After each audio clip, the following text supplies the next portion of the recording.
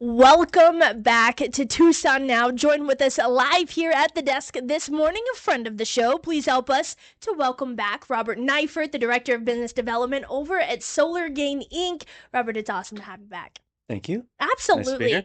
Listen, we were talking here in the break. There have been some changes on rules, and there's a little bit of a convoluted conversation in order for everybody to be able to understand exactly what these changes are meaning when it comes to them using solar energy, them making plans for solar panels into the near and far future, anywhere between 1 and 4 years, correct? That's correct. Yep. Man, okay, so let's take us through where we left off the last time we spoke. It was about this time last year, I believe, that we spoke.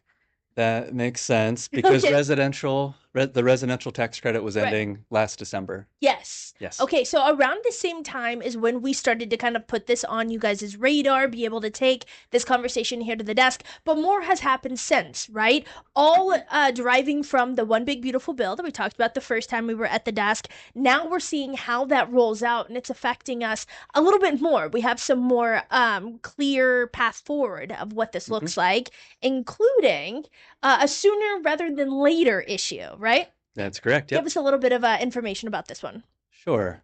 So the business tax credit, if you go solar, you get a 30% tax credit. It works for nonprofits, for schools, for churches. If you sign up before July 4th, and it's called safe harboring, you get 4 years to build your project. And then the later part is if you sign up after July 4th, you have to finish your project by the end of 2027.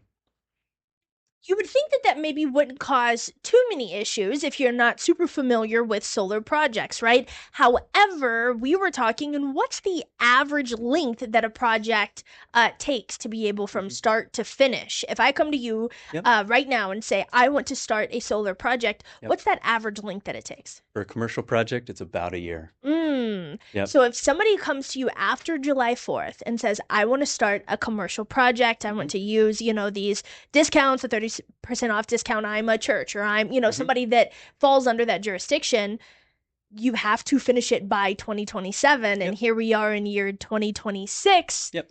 So what does that conversation look like for those that are trying to approach you with commercial jobs after that July 4th deadline?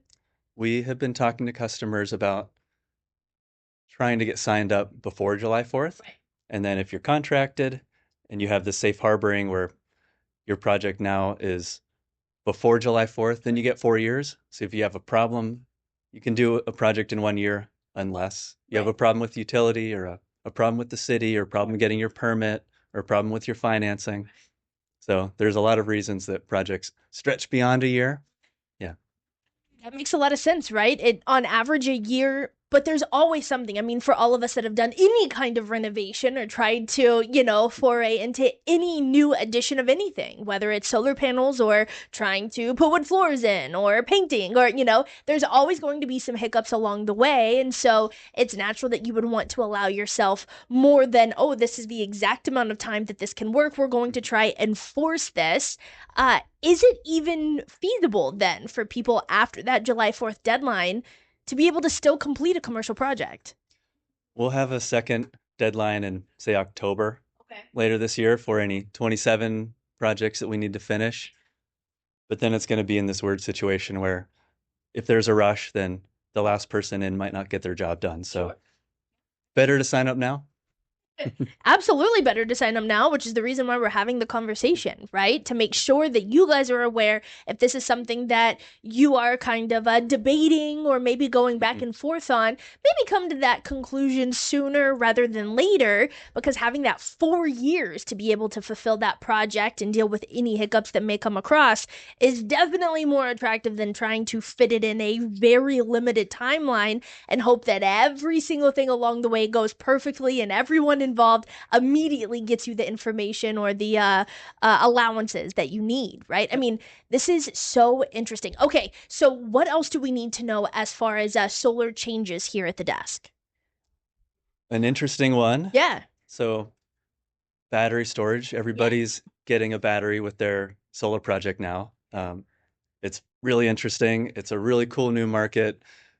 You can run your business with the sun and a battery and not even be on grid if you lose power. And now there's the battery incentive has stuck around, and so that still runs through 2032. Okay. So if you miss out on solar, you can still get a battery and do a solar without a tax credit. Yeah. So it seems like there are some different options that we have at least, right? We're not hung out to dry with this fully. There are some different options that we can get a little creative. And if we don't know if a battery would be good for us or if we need to lock this in, is this something that you can call and case by case? You guys can kind of Yeah. walk through a property and say, "Hey, this might actually work for you." And is it a process, right? Is that kind of conversations that you're having with Yeah. people right now that are unsure? It is. So we're talking with customers. So Solar Gain, we are consultants, we're designers, we also are the contractor. We also can set up financing. So you can call us, we can figure out what your project needs and what the design will be and help you through the whole thing. And we can do that pretty fast too. And we're kind of rushing right now towards the end of this deadline. Sense. Now, as we're going through all of the differences, right, with the 30%, the 40%, the 50% credits, depending on the Mm. project, the location, equipment used, tell us a little bit about what nonprofits are able to do with this tax credit. Yeah. It's something different, right? Thank you. It's a good question. It is something different. So it's called direct pay. So instead of getting a tax credit and having to file your taxes, a nonprofit can elect to have the government send them a check for that money. Yeah. Well, at least again, we're getting a little bit creative. There are some different options, some different branches, but it's cool that we're able to have this conversation on this platform because nonprofits may not know that that's something that is available to them. Let's talk a little bit about the rate increases, right? And Hmm. what that is looking like. I know that we have had a lot of news stories and conversations right here on the Tucson Now desk about TEP nearly doubling its rates, big picture, in the last decade or so. So payback for solar is becoming more and more attractive. Are you seeing an uptick now that TEP is raising their rates once again? We are, yes. Yeah. Yeah. So, if they raise the rates two or three more times, we won't need a 30% tax credit anymore. We hope they don't. It's really expensive for people already. And COVID hit and everything doubled, and literally utility rates doubled during COVID and for a lot of people. I mean, obviously, solar energy is nonpartisan, but historically it has been accepted by one party over another. But we are kind of seeing everybody meeting the middle, come together and come behind solar in a way, in a unified way that we truly haven't seen before. What has that process been like for you guys being able to pay closer attention that both parties across the board are saying, let's lean into solar a little bit more? What Yeah. does that look like, and why do you think that everybody's coming together on a more unified front than they have when it comes to solar energy? Is it all about data centers?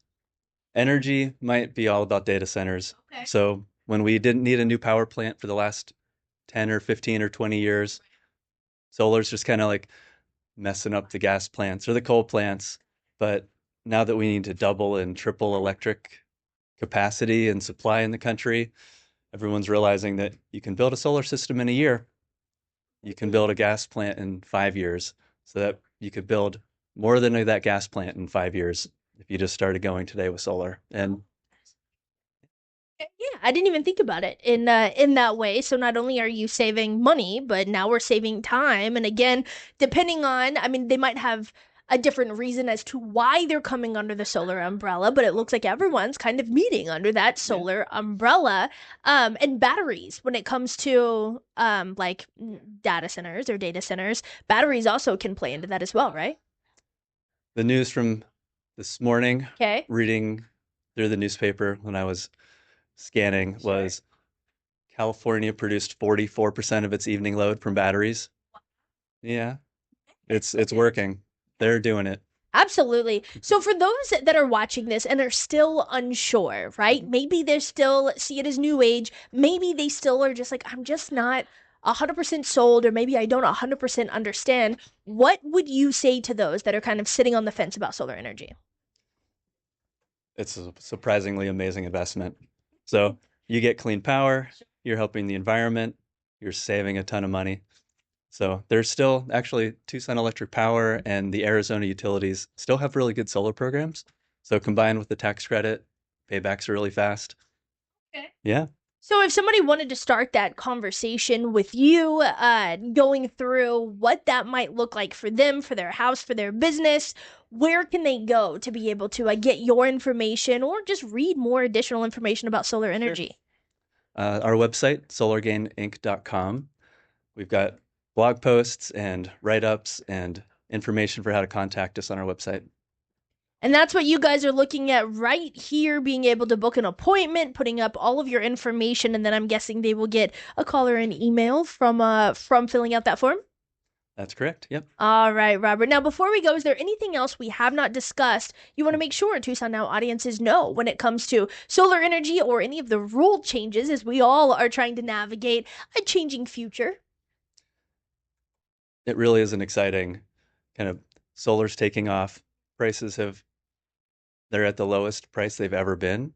And an interesting thing from the Inflation Reduction Act was there was incentives to build manufacturing capacity in the United States. So now if you want US made inverters, US made racking, US made solar panels, you couldn't really get that 5 years ago, and now you can. Yeah. So you can keep it all on Yep. the home front here and still be able to save, again, both time and financially. Robert Neifert, Director of Business Development of Solar Gain Inc. It's always a pleasure speaking with you. Good to see you again. Thank you. Absolutely. Come back anytime, my friend. From there, guys, we are going to go ahead and take a short break. We'll get right back to news coverage here on the other side. Stay tuned. You're watching Tucson